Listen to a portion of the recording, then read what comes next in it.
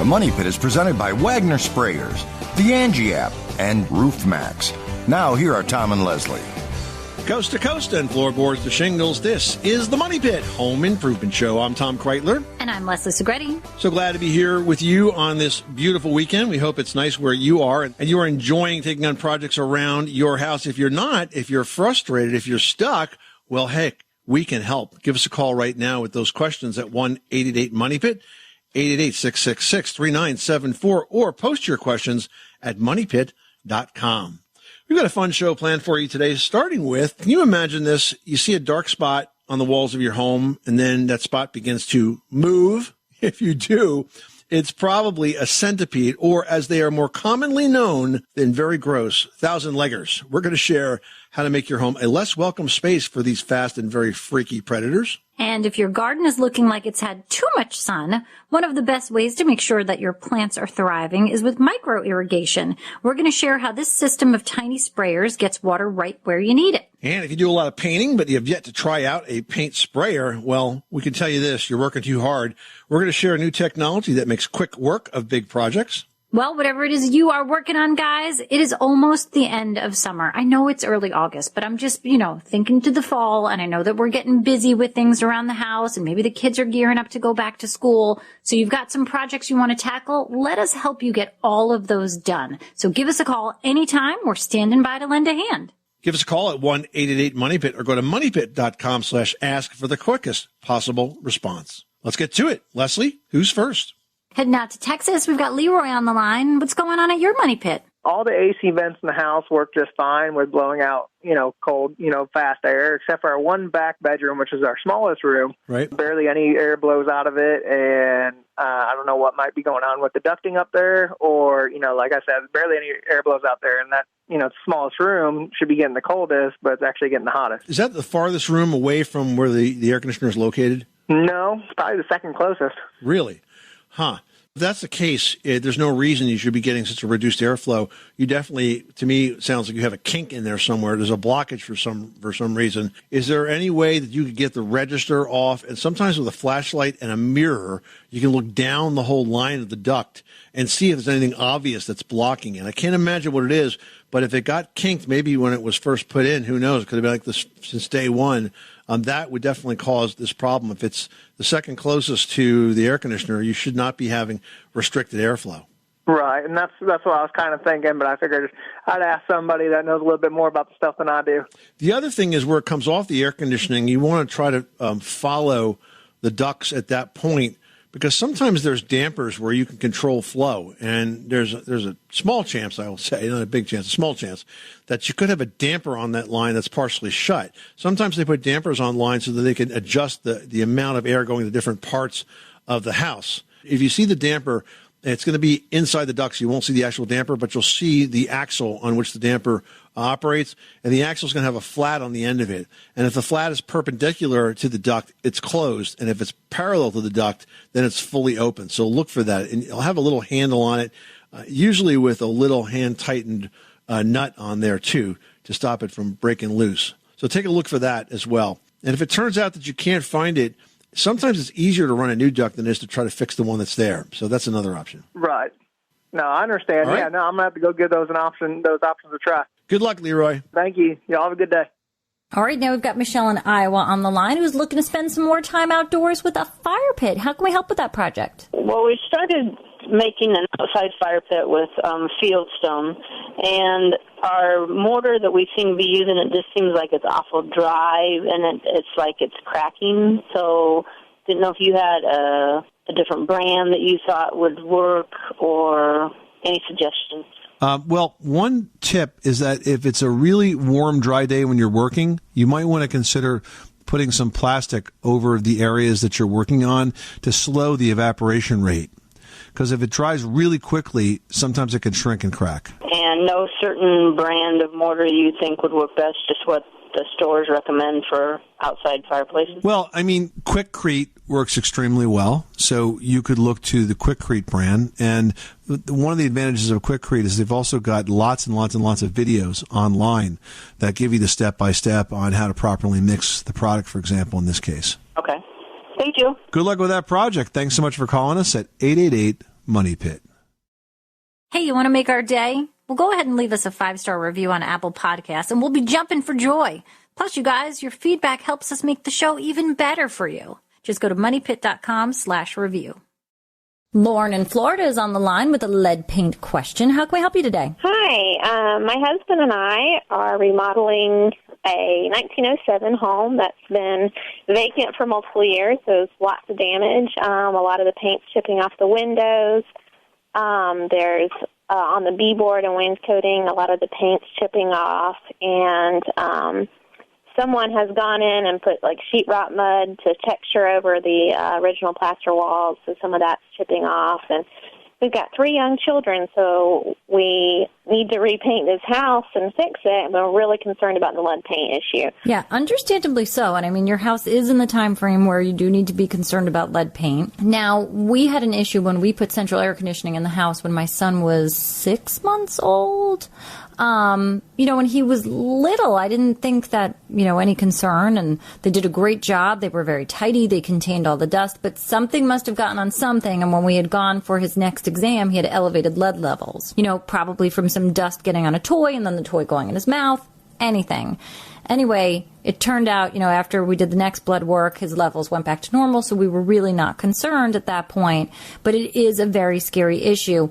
Now, I'm not sure nationwide what the rules are, and maybe Tom can speak better on this, but in New York, when you are fairly certain that you've got lead paint or the time frame sort of dates it that way, you have to work with a painter or a contractor who's certified in sort of lead paint containment, if you will, because even if you have it on a window frame and you're opening and closing that window, you're creating little specks of lead dust that are getting into the air, and with small children, you do need to be concerned.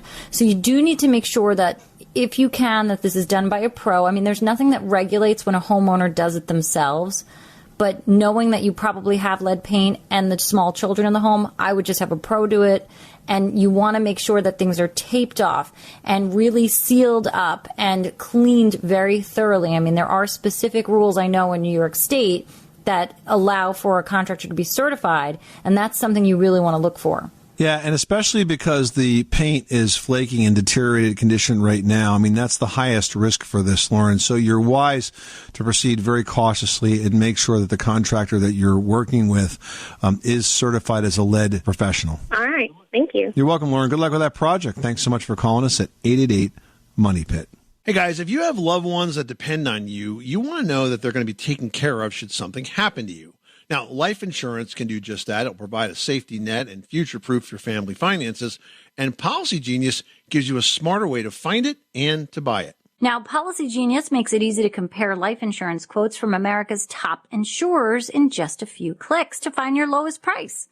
With Policy Genius, you can find life insurance policies that start at just $25 per month for $1 million of coverage. Now, some options offer coverage in as little as a week and avoid unnecessary medical exams. Policy Genius works for you, not the insurance companies, so you can trust their guidance. There are no added fees, your personal details are private, and they have thousands of 5-star reviews on Google and Trustpilot. Your loved ones deserve a financial safety net. You deserve a smarter way to find and buy it. Head to PolicyGenius.com or click the link in the description to get your free life insurance quotes and see how much you could save. That's PolicyGenius.com. Michael in North Carolina, you've got the Money Pit. How can we help you today? We have a hot water heater in our garage on like an elevated plateau, and we noticed the other day there was a slight leak underneath it, but it looked like it might have been coming from a PVC type tube coming from the top of our water heater, and it's the length of the water heater is the tube. And we've never seen water under that area before, and we now notice some of that. So I wasn't sure why. If it was a sweating situation or some type of relief valve maybe or something like that, but I'm not sure why water would have been there. Yeah, that's exactly what it is. It's a temperature and pressure relief valve. It's mounted on the side of the water heater. It's designed to open up if the water heater develops too much pressure as a safety mechanism. However, they frequently wear and leak. So I'm going to tell you what you can try to do, but I'm also going to warn you. there's a lever on the side of that, and sometimes you get a little bit of a debris that's stuck inside that temperature and pressure valve, and you pull the lever, it'll shoot some water out that tube. You want to make sure you have a bucket under it. Just 2 or 3 times, it'll kind of blast some hot water out of there. However, the warning is that sometimes once you do that, the valve never sits back properly, and it ends up leaking worse. So it's possible you could make it worse by doing this, but that's worth trying. If you just want to leave a bucket under it, monitor it for a little while. How old is this water heater? About 1998. Oh, well, you know what? You're due for a new one. So 1998, I wouldn't wait too much longer before I replace that because, let's face it, it's about, 15 years old now? And so, a water heater that gets past 10 is, well on its way to needing to the end of its useful life. So I would, you could monitor it, stick a bucket under there, keep an eye on it, but I think it's about time to think about replacing. It's not an emergency replacement, so you got some time to shop around. One of the problems with water heaters is once they do leak, they usually have to be done immediately, and people get taken advantage of because they need it today. But you're not in that situation, Michael, so you could take some time and shop around and find the contractor that you want. But 15-year-old water heater, you might want to think about replacing it. All right, sir. I appreciate that very much. Good luck with that project. Thanks so much for calling us at 888-MONEY-PIT.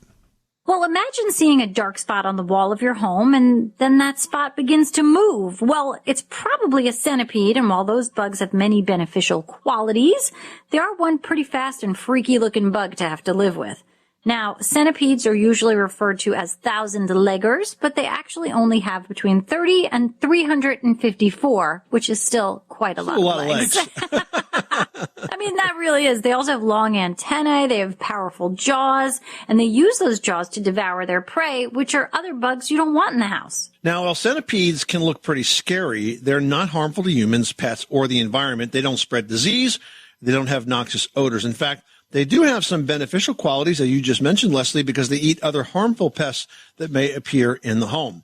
And in fact, if you have a heavy infestation of house centipedes, you can bet they are there for a reason. So look closely and you are likely to find out what other insects they are feeding on. All right, so now that we've totally grossed you out, here's how you can stop the infestations of those creepy crawly invaders from taking up residence at your house.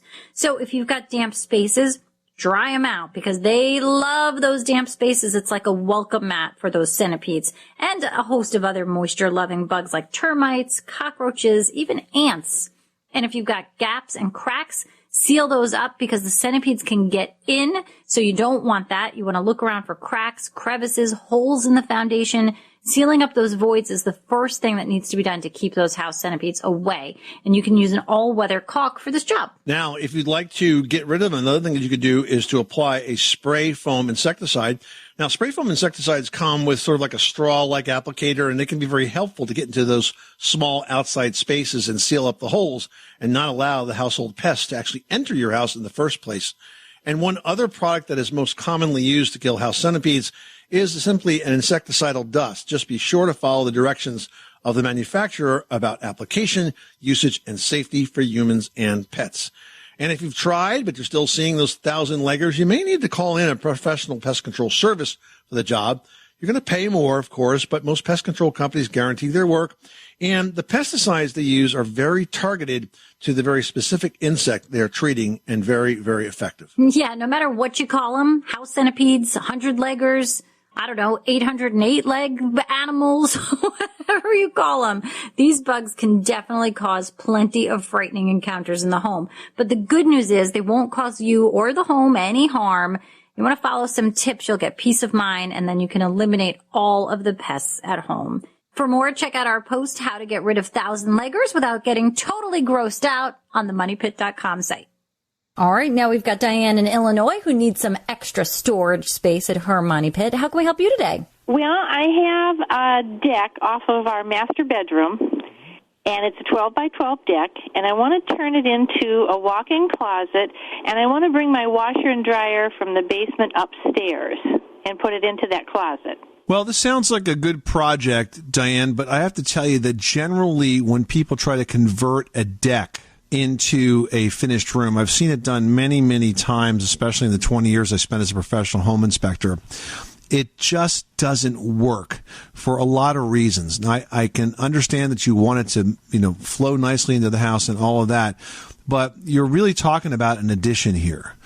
And if you're going to build an addition, you typically are going to build it different than a deck. What I would recommend is that even though this is a small project, it's a complicated project because not only do you want a closet, you also want laundry there. I think this is a great opportunity for you to consult with an architect because you have a lot to do to get this done correctly, and you also don't want to make it look like it's sort of slapped on the outside of your house because it's going to detract from your home value. But every single time I've seen somebody try to take a deck and convert it into living space, it's never worked out too well. It might be that you can preserve some of the framing and maybe incorporate it in there, but it's going to now be living space. It's going to have to be heated. It's going to have to be cooled. It's going to have wiring. It's going to have plumbing. It's an addition. It's no longer going to be in a deck. So while that space might fit well for it, starting with the existing deck doesn't always make the most sense. Okay. Okay. So we would have to just tear that deck down and start over, or? You may, but that's why I say let's not speculate on this and let's not make a wrong step. This is a type of project where you are well advised to hire an architect. It's not going to be an expensive consulting fee because it's a small project. But it's really smart to do that in this situation because you'll find out what you can save and what you have to tear down. You won't make a costly mistake. Okay, I didn't want anything falling off the house and tearing a roof apart, and I didn't want to have to do all of that. So I appreciate your advice. Thank you, Diane. Good luck with that project. Thanks so much for calling us at 888-MONEY-PIT. Now we've got Damien in Iowa on the line who's got a mystery noise in the bathroom. Tell us about it. I bought a new house beginning of April. It's my second house I've owned. And in my master bedroom, in the master closet, and the master bath, it's just some weird, clicking, ticking noises in the walls. Does that happen when you run water, Damien? That does, but that's mainly, I think my plumbing's in the flooring. And I don't think this is a plumbing issue. So if it happens consistent with, run the water, turn the water on, off, it's almost always the pipes expanding and contracting. If the pipes are rubbing against the wall, as it expands or contracts, it will make that clicking sound, and then that clicking sound will resonate. So it could be originating in the floor, and you might hear it in the wall and so on. Sometimes it sounds like a drip. Sometimes it sounds like a click. But in a bathroom area, that's almost exclusively the reason that sound occurs. Here's my thing. It happens in the closet, and it happens for hours at a time where the plumbing's not even being used. Okay. Well, it still could be expansion and contraction. Could it be because I'm kind of facing the west side, and it happens in the afternoon? Do you think the sun has anything to do with it? Stuff heating up in the walls, or? It may very well, because when you're heating things up, then you're going to get expansion. Okay. Yeah, I'm just not used to it. I used to own a brick house, and this one's steel siding. So I never used to hear those kind of sounds. Oh, well, see, yeah, the expansion and the contraction of the siding is very noisy, too. Oh, could that be it, then? Yeah, it could be, absolutely. I've gotten to the point where I almost want to take a hammer to my drywall and see what's going on in there. Yeah, I think you'd be chasing it for a long time and probably never exactly find the point. But it's pretty typical, and I wouldn't worry about it. Okay, Damien? All right, thank you so much. Appreciate it, guys. Michelle in Minnesota is on the line with a bathroom floor thing is all I can call it. What is going on? You're getting moisture coming up through the floor? Yes, it's a laminate floor. This is my third summer in this house, and it's the first time that I've had this issue. And it was started around the warm and humid days. At first, I thought maybe that it was my toilet leaking because I had a new toilet put in last summer. But the plumber did come out and pull the toilet, and it didn't look like it was leaking or that the seal was broken on it. So we're thinking that it's condensation from the concrete slab coming up between the slats of the laminate flooring. So the laminate flooring is on top of a concrete slab? Correct, yep. What's this doing to the floor? Is it causing it to deform in any way, or is it just showing up as a stain? It is not buckling or anything along the edges. He thinks that maybe it's a rubber flooring, more of a rubber-based flooring rather than a wood. And so it has not curled the edges or anything like that. It just seeps up as moisture, and it comes beads up right along the edges of the laminate. Do you have air conditioning in this bathroom? I do not. Nope. Yeah, I was thinking cooler, moist air against a warmer floor could cause additional condensation. So look, if you want to reduce the moisture that's coming up through the bathroom, there's a couple of things I can suggest. First of all, you want to take a look at the grading and the drainage conditions outside that bathroom, because the slab, if it's getting very wet, is extremely hydroscopic. So all the moisture in the earth will be drawn into the slab, and that's going to wick up and show up in your bathroom, apparently. So take a look at your gutters and downspouts, make sure they're clean and free-flowing, and the spouts are extending 4 to 6 feet from the house. Get all that roof water away. And then take a look at the angle of the soil and make sure that that's sloping away. Now, do you have a fan in this bathroom? Yes. That is helpful. You might want to think about replacing the fan with one that has a built-in humidistat, because that's convenient on a couple of fronts. First of all, when you take a shower and you leave the bathroom, turn the switch off, it'll actually stay on until all the moisture is properly vented out of there. And if it does get humid on its own, then the humidistat will kick the fan on and also dry it out. They're not terribly expensive. I know Brone makes a good one. There are a number of manufacturers you can find this from. And keep an eye on the floor. Some laminate floors, stand up very well to moisture. I've seen laminate floors that can be submerged and they don't seem to be affected by it, but others will buckle just like hardwood would. So just keep an eye on it. And if it ends up that it does have to be replaced, I would paint that cement slab underneath with a couple of coats of epoxy paint to kind of seal in and stop the moisture from evaporating through it into the room. Mm-hmm. Okay. But only if you get that far. I mean, I wouldn't tell you to tear up the floor now, but if you have to replace it, just make sure you seal the slab at the same time. Mm-hmm. Yeah. Okay. Thank you. That's good. Good. Thanks. All right. Good luck. Thanks so much for calling us at 888-MONEY-PIT. Well, micro-irrigation is a system of drip tubing and tiny sprayers, and it's a great way for you to get water right where you need it for specific plants and areas of your yard. Now, unlike a lawn irrigation system, installing drip irrigation is not as complicated. You don't need a sophisticated irrigation network to supply the micro-irrigation. A spigot for a hose is going to do the trick. It's perfect for flower beds and shrubs because what it does is it delivers the water right where you need it under low pressure. Now, most micro-irrigation systems consist of drip tubing. It's either a 1/4-inch or 1/2-inch hose fitted with tiny plastic nubs that are called emitters. The emitters allow water to drip out at a regulated pace without clogging. Now, the tubing is going to snake around and among plants and trees to get the water into the soil at the roots.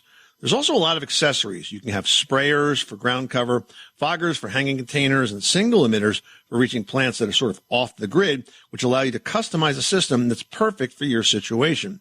To get started, it's best to draw a plan of your garden and then map out a configuration of the tubing and the accessories you'll need for your project. Now, the actual plumbing connection is really simple, too. It doesn't have to be permanently installed. Instead, the system connects to an outdoor faucet. You first screw the vacuum breaker to the pressure regulator to prevent contaminated hose water from backwashing into the house's supply lines, and then you attach the filter to the pressure regulator and connect the hose to that filter. And once the tubing is installed, you cover it with about 2 inches of mulch to keep that water from evaporating before it reaches the plant's roots, and you'll give your garden a nice manicured appearance. Chris in Georgia is on the line with an electrical question. What's going on? Yes, ma'am. Got a question with a electrical issue in our bedroom. We bought this house and trying to find out some answer to why the bottom plug of a duplex receptacle would work, but if you plug into the top part of the outlet, it won't work. There's no power. Is there any possibility that the top outlet is on a switch? It could be. Okay, I've seen that. You don't see it very often, but I have seen it where what looks like a normal outlet is actually split, and the top one is wired to a switch, and the bottom one isn't. Oh, okay. So theoretically, you would have your light on that top one. Now, if that's not the case, then obviously something's wrong with the outlet, and I would just replace the outlet. It shouldn't be a big deal. Awesome. I appreciate the advice. All right, Chris, good luck with that project. Thanks so much for calling us at 888-MONEY-PIT. Very good. Thank you. Deborah in Pennsylvania, you've got the Money Pit. What can we do for you today? Okay, I'm purchasing a home that has a couple of stains on the ceiling, and it turns out the stains are located directly under the vents. I don't know any other way to explain it, but they're like there's tubes on the outside where the roof is. So I was told by the inspection that there's rubber stopper things that go around them, need to be replaced. Okay, yeah. So the plumbing vent flashing is what is leaking here. And the plumbing vent flashing consists of an aluminum piece of flash material that goes underneath the roof shingles and a rubber boot that is designed to fit over the plumbing pipe. And that rubber boot will very often crack and deteriorate and does have to be replaced. Not a terribly complicated job. A roofer or a carpenter can do it in about 10 or 15 minutes. They just basically have to peel up a roof shingle or two right around there. You can do that with a flat bar. You can actually put the flat bar under the roof shingle, get it right up to where the nail is and kind of wiggle it back and forth. That nail will come right out. You can kind of disassemble the roof one shingle at a time, replace the flashing vent, and put it back together. So pretty easy, straightforward repair project, and not the least bit unusual, Deborah. Okay? Okay.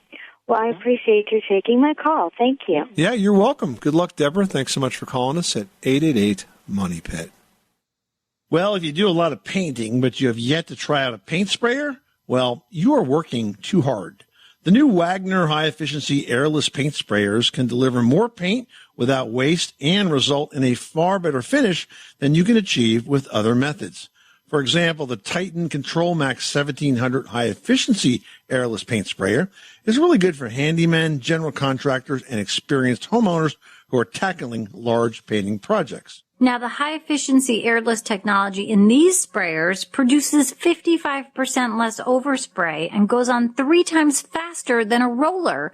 Plus, it pulls paint directly out of a 1-gallon or a 5-gallon paint container, and it has a 30-foot hose, so it makes it super easy to get around.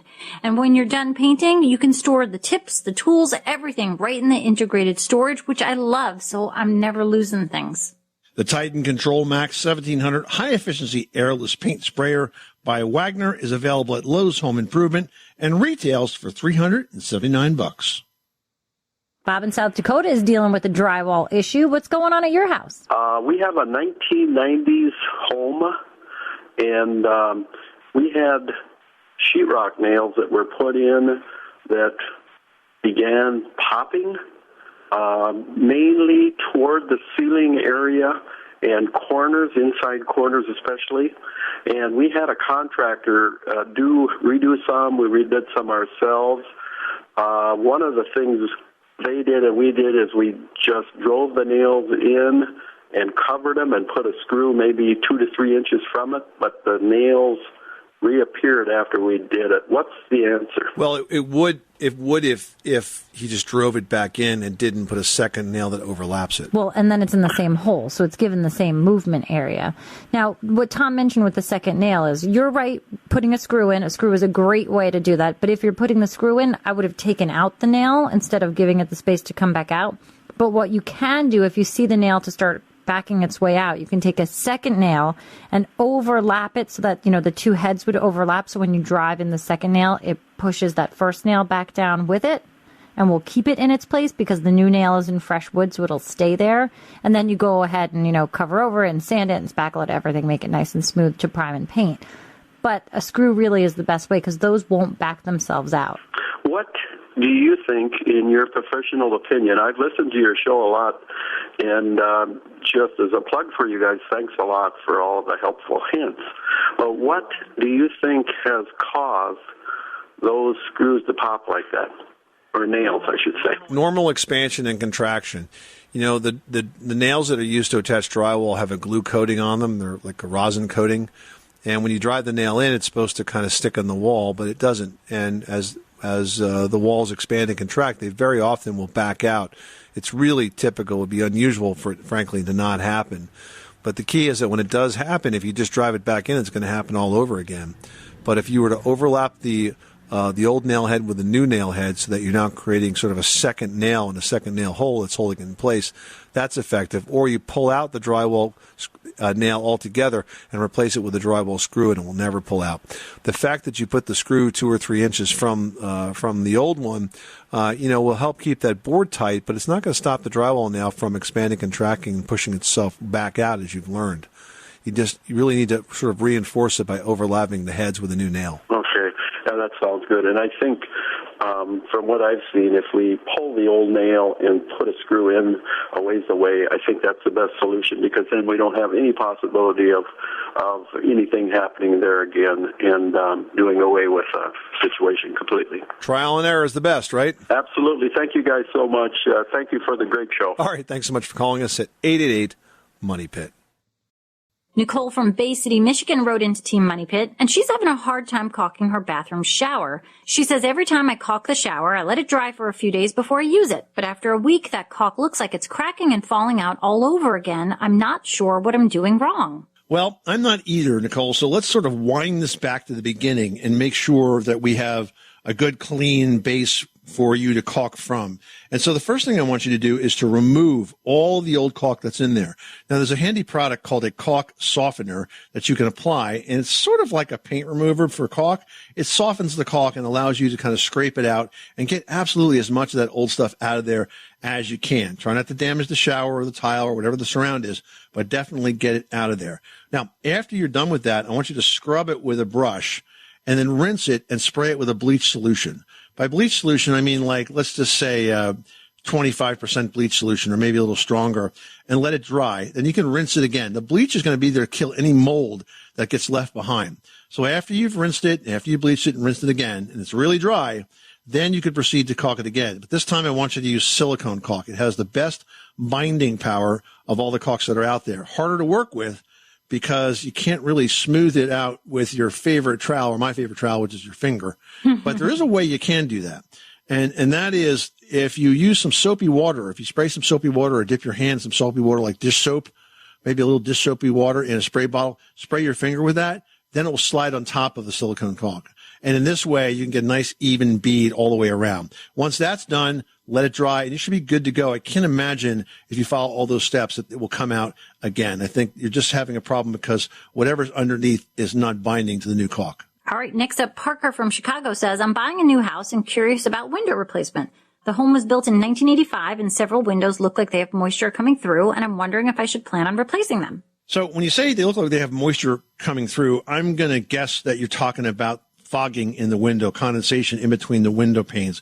Because when we made windows in 1985, and we still do this very similarly today, but maybe with slightly different materials, we put an insulator gas in between two panes of glass. And the insulator gas is usually argon or something similar to that, and helps make the window more energy efficient in the winter and in the summer. But as the seals fail, and the seals have a funny name, they're called swiggle. When the swiggle leaks, then you get condensation between those panes of glass, and that's what makes them look like they're leaking, as you say. The thing is, it's not really going to affect the energy efficiency a tremendous a lot. So just because the window's fogged, unless it's really bugging you, I don't think you have to replace the windows. So I put this in sort of the nice to have category, not the have to have.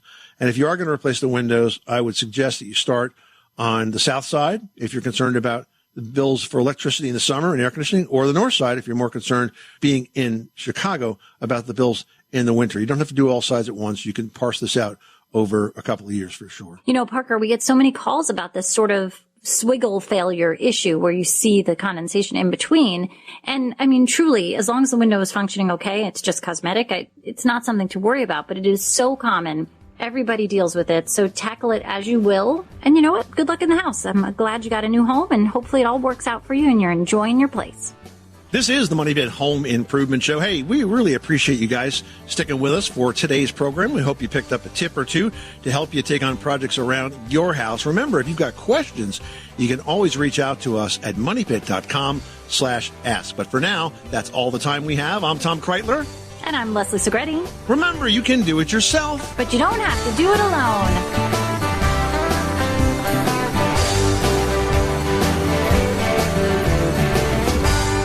You live in a money pit.